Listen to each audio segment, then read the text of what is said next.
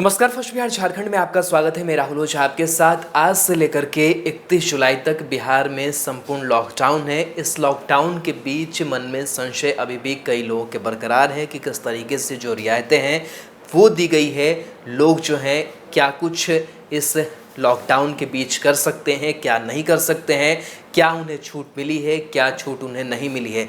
लेकिन इस बार के लॉकडाउन में देखा जाए तो कई तरीके की रियायतें बिल्कुल आपको दी गई है, लेकिन कई चीज़ों पर जो पाबंदी है वो लगाई गई है। एक एक करके समझने की कोशिश करेंगे कि किस तरीके से किन चीज़ों को लेकर के आप पर जो पाबंदी है वो बरकरार है और किन चीज़ों में आपको आंशिक छूट भी मिल सकती है, यानी कि पूर्ण रूप से उस चीज़ पर प्रतिबंध नहीं रहेगा, लेकिन आंशिक रूप से वो जो चीज़ें हैं वो चलती रहेंगी। उसको एक एक करके समझ लेते हैं कि क्या कुछ जो नियम कायदे हैं वो इस लॉकडाउन रिटर्न्स के लिए बनाए गए हैं। आपको बता दें कि इससे पहले बिहार के कई ज़िलों में लॉकडाउन लगाया गया था जो 15 जुलाई तक लागू रहा, लेकिन सरकार ने 2 दिन पहले ही फैसला कर लिया था कि अब 31 जुलाई तक के लॉकडाउन जो है वो पूरे राज्य में लागू रहेगा। हालांकि बिहार में लॉकडाउन के लागू होने के बावजूद कई तरीके की राहत सरकार ने लोगों को दे रखी है। बिहार में लॉकडाउन के दौरान आने जाने के लिए पास को अनिवार्य नहीं किया गया है, लेकिन पब्लिक ट्रांसपोर्ट पर बंदिशें लागू रहेंगी। बसों का परिचालन नहीं होगा। धार्मिक स्थल, मॉल, पार्क भी बंद रहेंगे। छूट के दायरों की अगर बात करें तो टैक्सी और ऑटो का आंशिक रूप से परिचालन होगा।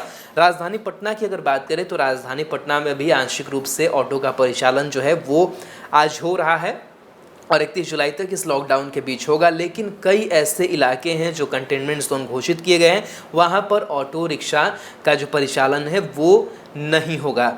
रेस्टोरेंट की बात करें तो टेक अवे की सुविधा मिलेगी और साथ ही साथ ई कॉमर्स के जरिए होम डिलीवरी पर रोक नहीं लगाई गई है। दूध, दवा, किराना के सामान पहले की तरह मिलते रहेंगे। हालांकि इससे जुड़ी दुकानों को खोलने का समय निर्धारित किया गया है।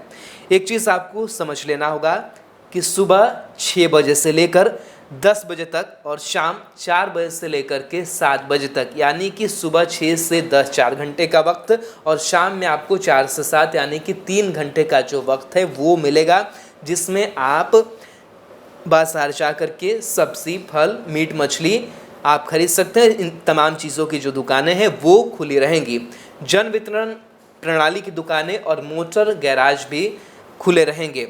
लॉकडाउन के दौरान सरकार ने जिन कार्यालयों को खोलने की अनुमति दी है उनमें जिला प्रशासन, police, home guard, civil defence, treasury, बिजली, वाटर, नगर निगम, बैंक, एटीएम, केंद्रीय सशस्त्र पुलिस बल, बिजली उत्पादन इकाई, पोस्ट ऑफिस, बीमा कंपनी, प्रिंट और इलेक्ट्रॉनिक मीडिया, ब्रॉडकास्टिंग सर्विस यानी cable service, petrol pump, LPG gas, share market, cold storage, private security guard, industries और न्यूनतम स्टाफ के साथ रेस्टोरेंट का परिचालन जो है वो शामिल है। तो इन तमाम चीज़ों को देखते हुए आपको समझने की ज़रूरत होगी कि आपके लिए क्या गया जो चीज़ें हैं वो आप इस लॉकडाउन के दौरान कर सकते हैं। साथ ही साथ जो रेलवे का परिचालन है वो होगा, जो फ्लाइट का परिचालन है वो भी होगा, यानी कि और ख़ास करके जो लोग स्टेशन पर उतरेंगे वो अपने गंतव्य तक जाने के लिए या फिर स्टेशन तक गंतव्य तक पहुंचने के लिए आपको जो सुविधा है ऑटो रिक्शा,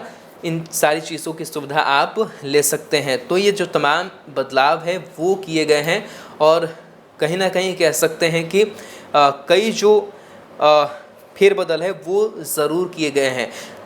मकसद यही है कि बेवजह जो सड़कों पर भीड़ हो रही थी उस भीड़ को कम करना है और अगर लॉकडाउन है तो आप इन लॉकडाउन के नियमों का पालन जो है वो आपको करना होगा। साथ ही साथ टैक्सी और ऑटो जो आंशिक रूप से चलेंगे, रेल सेवा, विमान सेवा कार्यरत रहेगी। यात्री अपने टिकट को पास के रूप में उपयोग कर सकेंगे। साथ ही साथ आवश्यक, आपात या अनुमति प्राप्त सेवाओं से संबंधित व्यक्तियों को निजी वाहन से सफ़र की अनुमति होगी। मालवाहक वाहनों पर रोक नहीं रहेगी। वहीं होम डिलीवरी करने वालों को संबंधित संस्थान के द्वारा निर्गत पहचान पत्र के आधार पर आने जाने की अनुमति होगी। रेस्टोरेंट और होटल खुलेंगे, सिर्फ होम डिलीवरी कर सकेंगे। फल, सब्जी, मीट की जो दुकानें हैं उसके बारे में भी हमने चर्चा की। बाकी दवा की दुकानें दिन रात अपने निर्धारित समय के अनुसार खुली रह सकती हैं। औद्योगिक, कृषि और निर्माण संबंधी गतिविधियां पहले जैसी जारी रहेगी। साथ ही स्वास्थ्य सेवाओं से संबंधित जो प्रतिष्ठान दुकान है वो खुले रहेंगे, बैंक एटीएम खुले रहेंगे, बस सेवाएं नहीं चलेंगी, पार्क बंद रहेंगे, सभी ऑफिस दुकानें प्रतिष्ठान बंद रहेंगे, धार्मिक स्थल बंद रहेंगे। साथ ही साथ सामाजिक, राजनीतिक, धार्मिक, अकादमिक, सांस्कृतिक, मनोरंजन गतिविधियों पर रोक रहेगी। तो तमाम जो पाबंदियां हैं वो आपके ऊपर लगाई गई हैं। तमाम चीज़ों को देखते हुए इस लॉकडाउन के बीच आपको रहना होगा और समझने की कोशिश, समझाने की कोशिश लोगों को करनी होगी कि कैसे हम खुद को और दूसरे को सुरक्षित रख सकते हैं।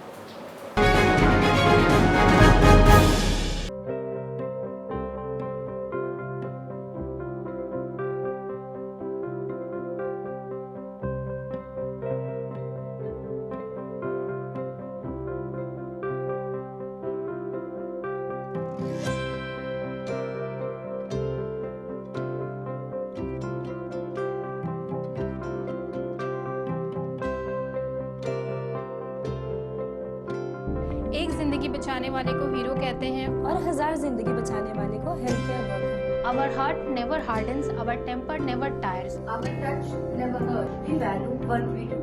We at Paras work for cause, not for applause. Lockdown के समय, लॉकडाउन के बाद हम हैं आपके साथ।